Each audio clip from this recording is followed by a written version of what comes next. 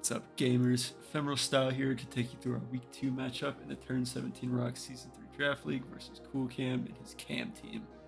Unlike us, the Cam team are sitting at 1-0 this season, so this week we're looking to start our winning ways and equalize our record.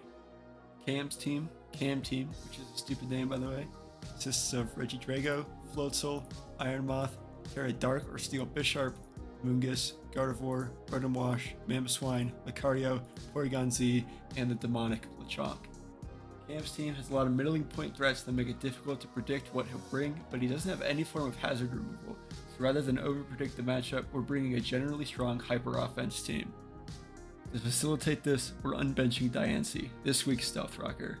With a ton of physical bulk and a Babiri Berry, we can always OHKO Cam's uninvested Steel types with the Body Press, threaten Iron Moth with Diamond Storms, or set up the rest of our team with a combination of Stealth Rocks and Trick Room. To take advantage of this setup, we're bringing Adamant Max Attack Ursaluna, who has no switch-in given the right circumstances. After Rock's Chip, Guts Boosted Facade kills everything that doesn't resist on his team in a single hit.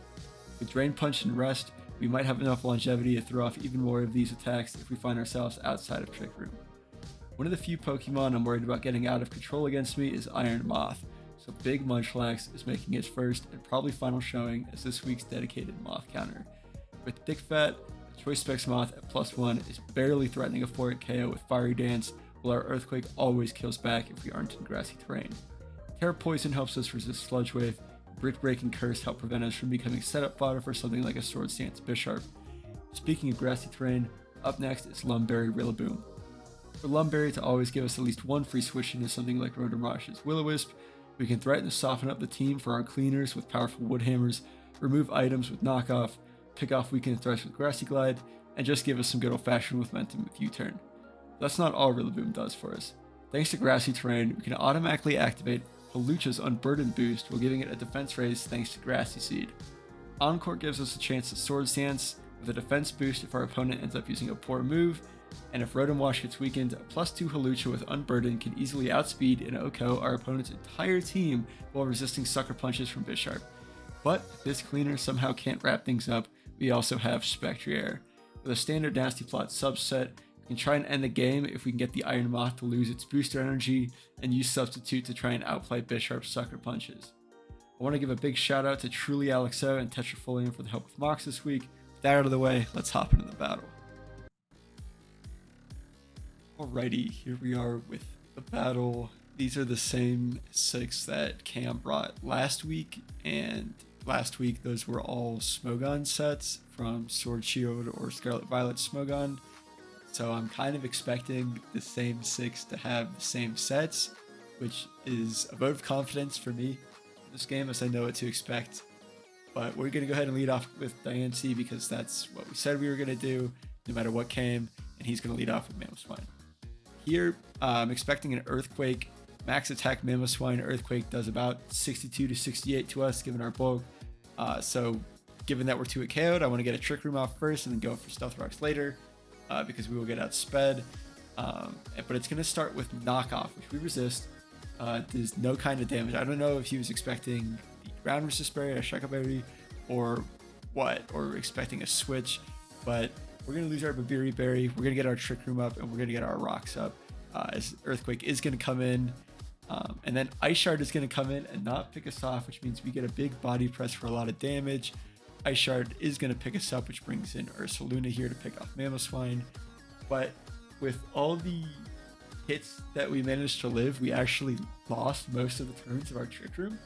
So Ursaluna is not here for long. I thought about going to Rillaboom instead and Grassy Gliding, but I figured Cam might save the Mamoswine and go to something like a Mungus, which I don't have a great move for. So instead I decided to go straight for Ursaluna and bust up some holes for our cleaners later and try and win the game that way, force pressure with Spectrier, stuff like that. So I'm expecting Ice Shard and it doesn't come out. It would have done like 30-something%, which is why I Drain Punch to get some of that back. But we managed to make it out of that turn with 100% HP. And we are unfortunately out of Trick Room, but Bisharp comes in and Iron Heads, and we are going to Drain Punch on a non-teared Bisharp and of course kill that immediately and heal a good chunk of our health back. And so now a Mungus comes in for some reason, so I'm wondering if he changed it up and is speed invested or something like that, but he isn't, and I'm going to click Facade and he's going to die. And then Rotom Wash is going to come in, take its Rocks Chip, and it's going to miss Hydro Pump, which is really unfortunate for Cam, because a Min Spatak Hydro Pump at this range has about a 40% chance of killing. And if it doesn't kill, we're going to die in a burn afterwards. But because he misses, it means that we are going to get off of Facade, pick off Rotom, and force one of these two special attackers to die, so the other one can kill this monster. Gardevoir is going to come in, Moon Blast, and then die to Facade. And then Iron Moth is going to come in. At this point, I thought about playing for differential and going straight to Munchlax, who is, of course, our Moth answer. But I didn't want Moth using agility, or I don't even know if it's like Nasty Plot or something like that. I just didn't want Moth to get out of control and blow me up, like Predicted Terra Poison and Psychic, or something absurd to happen. So I decided to just sack Ursaluna. I wasn't going to have to sack a lot of mons for differential, just one here. So sack Ursaluna, go straight into Munchlax, and Terra Poison and Earthquake picks up the game. So Cam had a pretty good performance last week, GG's to our opponent, but this week he seemed a little lost, so this is a bit of a beatdown with our Ursaluna. He didn't really make the right plays around it. He could have gone straight into Gardevoir and Iron Moth, and then I probably would have gone into Munchlax on Iron Moth at that point to have more of a game.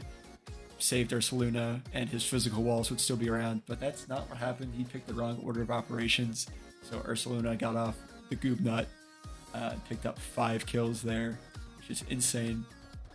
So hopefully the rest of our weeks are this easy. I guess they probably wouldn't make for good viewing content, but yeah, we're up to 1-1. Next week we're gonna take on Pez and his voluptuous Valiance, so stay tuned for that, and enjoy your weekend. Bye bye.